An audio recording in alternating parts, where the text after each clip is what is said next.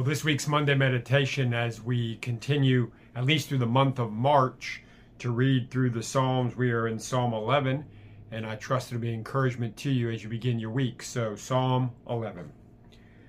In the Lord I take refuge. How can you say to my soul, flee like a bird to your mountain? For behold, the wicked bend the bow. They have fitted their arrow to the string, to shoot in the dark at the upright in heart. If the foundations are destroyed, what can the righteous do?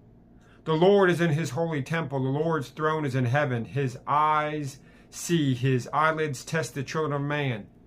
The Lord tests the righteous, but his soul hates the wicked and the one who loves violence. Let him rain coals on the wicked. Fire and sulfur and a scorching wind shall be a portion of their cup. For the Lord is righteous. He loves righteousness, righteous deeds. The upright shall behold his face. And so in this psalm, like many of the psalms, we have a cry of the psalmist. This is a psalm of David. The description at the top of the psalm tells us. And obviously David, many times he was fleeing from enemies, whether it was Saul or Absalom.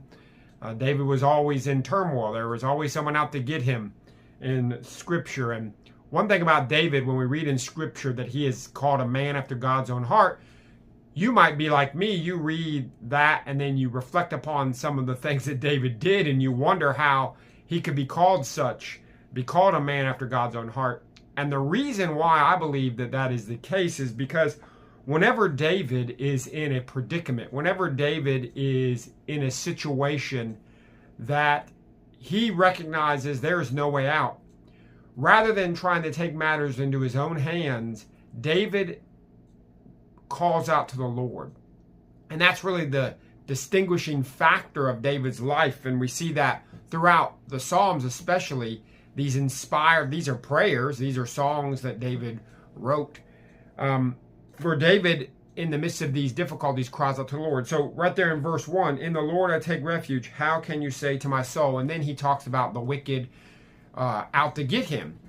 And he's trusting the Lord to be just. He's trusting the Lord to avenge him. He's trusting the Lord to deal with the wicked that are out to get him.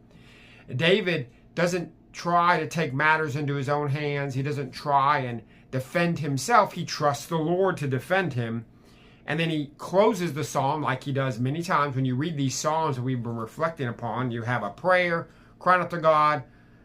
The psalmist, in this case David, tells us about the dilemma, tells us about the tension, and the psalm ends in verse 7, for the Lord is righteous. He loves righteous deeds. The upright shall behold his face. Meaning that because David trusts in the Lord is going to bless him. The Lord is going to meet his need.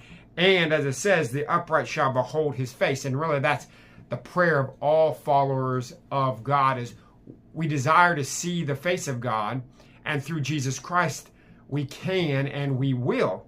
And David finds comfort there, even in the midst of people out to get him. So this week, you aren't probably going to face what David did, people out to get him and fleeing to the mountains.